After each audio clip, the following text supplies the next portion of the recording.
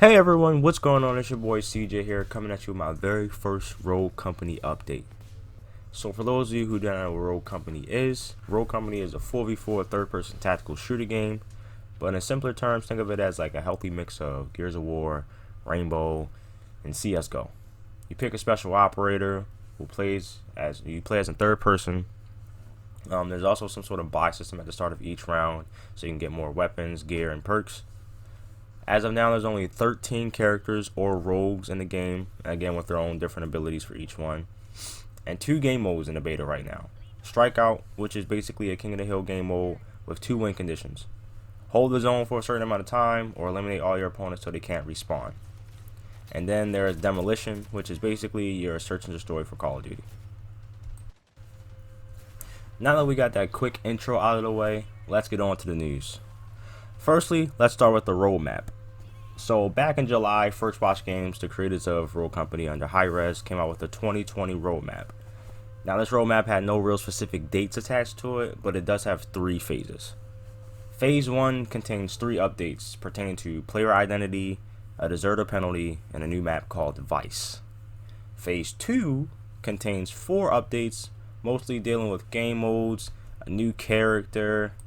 Here we should see them begin to roll out a ranked and custom match mode, as well as it looks like 1 new playable character, and some mastery rewards for the existing characters as well.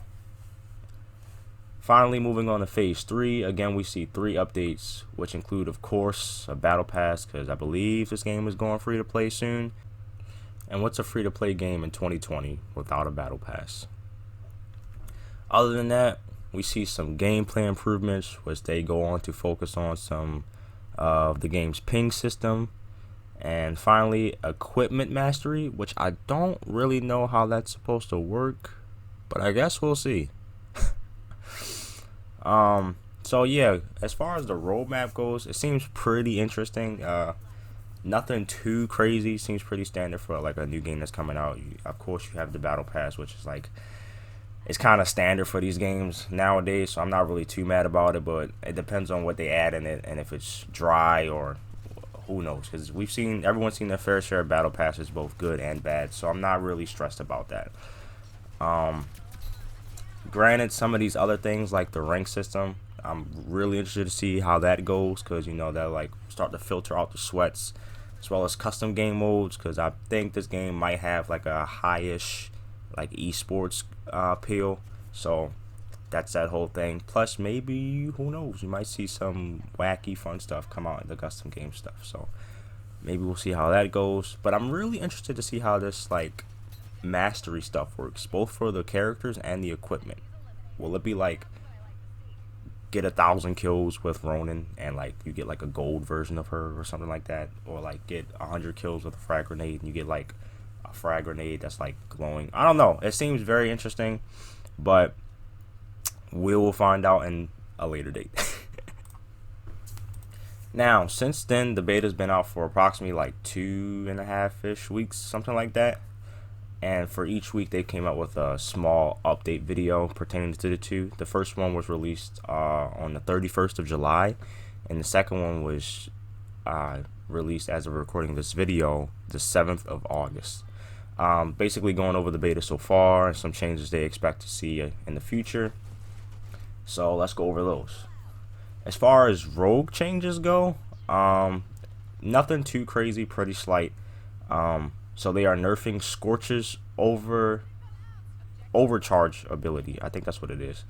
Don't really remember what it does. I think that's the one that like gives her the incinerate rounds. I don't know. I'm not too sure. Don't quote me on it. But if you do know, they're reducing that from 15 seconds to 10 seconds. So nothing too crazy, but it might be. It depends on how that like really works. I haven't really had too much time to play with her, so I can't really tell you that all out. But if anyone does, let me know. Secondly, they are adding an update to Dallas's ability icon.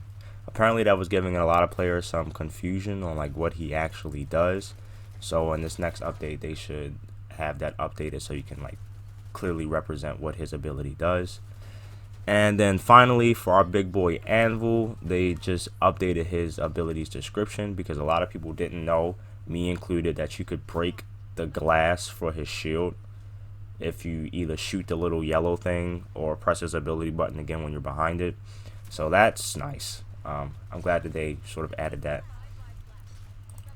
As for overall game changes, again, like we saw in phase 1, they're going to add a deserter penalty, which I don't know if those things really even work. Like, I feel like deserter penalties only hit the wrong people, like the people who got to go AFK for like 35 seconds because they mother called them or some shit, and then they come back and they got booted because they was AFK, and then they got like a 40-minute ban.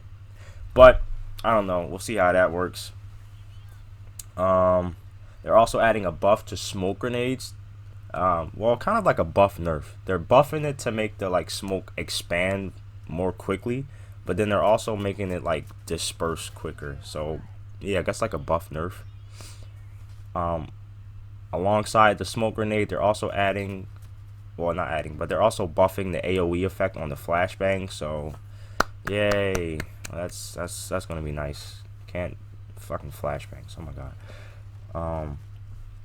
As far as guns, I think the only one that I've seen was regarding to the Striker X10, which is like a shotgun, and they're increasing the damage drop-off range, which I haven't really used that gun too much, so I don't know how it really does, but there you go. One of my personal favorites, and I'm so glad that they're adding this.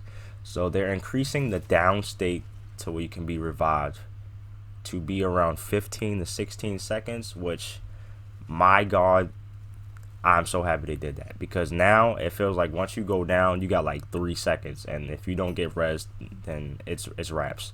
So I'm really glad that they added that, because people don't already try to revive you. So hopefully this will try to get more people to revive you, and also that, I don't know, it's a lot better to be down on the ground for a little bit longer than to just immediately go down and die. Outside of that, they're also doing some like debating for the demolition mode. Apparently there's been a lot of fuss in the community about like the overtime state, and like when the timer hits 0 and you go to defuse the bomb or something like that, and it doesn't necessarily go off once the timer hits 0. It gives you that time to defuse. So people have been complaining about that. So they've been having some discussions around how long it takes to defuse, like the noises it makes when you arm it, and things of that nature. So nothing too concrete on that yet, but they have been talking about it, and they are listening to you. So keep that going. Finally, the last 2 things that we should see in this next update is, firstly, a new feature, the training grounds, which if you haven't been in any sort of training ground before, then it's a place where you can go to hone your skills, test out new weapons, perks, characters, just to get yourself warmed up and try some new things out before you actually go get dicked on by actual people. And then outside of that, the new map, Vice, should be coming out, which actually looks really good. I like the way Vice looks a lot. It's like all futuristic and stuff, and it looks really nice, really crisp, and really different from a lot of the other maps. So that's good. The map variety is getting there. I think as of now they have like 7 maps in the beta, so I think this would make 8. So just helping the rotation be fresh and keep people from not being bored out their fucking mind. So again, I always take new maps. I love new maps, bro. Give me all the new maps. That's what I love to see. Outside of that, that's all we're pretty much going to see for this next update, probably. Regarding to the latest video update, we should see this update next week, so anywhere from the 10th of August to the 14th. So hopefully all goes well there, and we can see that update next week. But all in all, for 2 weeks into the beta, something like that, they added some nice juicy stuff in there, and pretty quickly, I might add. It's only been like I said, it's only been like 2 weeks, and they're already adding a whole bunch of stuff. So that's nice. And it looks like they're taking fan feedback like well also. So that's a good sign. You know, I gotta love it when the game developers take that fan feedback and like actually work on it, or at least being transparent with like the fans and discussing that, like, yeah, we know what you guys want and we're talking about it, even if it's not like concrete stuff, like just a confirmation that we do hear you and like we are talking about it is just nice in its own right. But anyway, guys, that's going to do it for the update. Let me know what you think about them in the comments below. Again, be sure to like, comment, share, and subscribe if you found this video enjoyable. I do plan on covering more road company content as it comes out. So if you want to be a part of the ride with me, then be sure to stick around for more. And I'll see you all in the next video, peeps.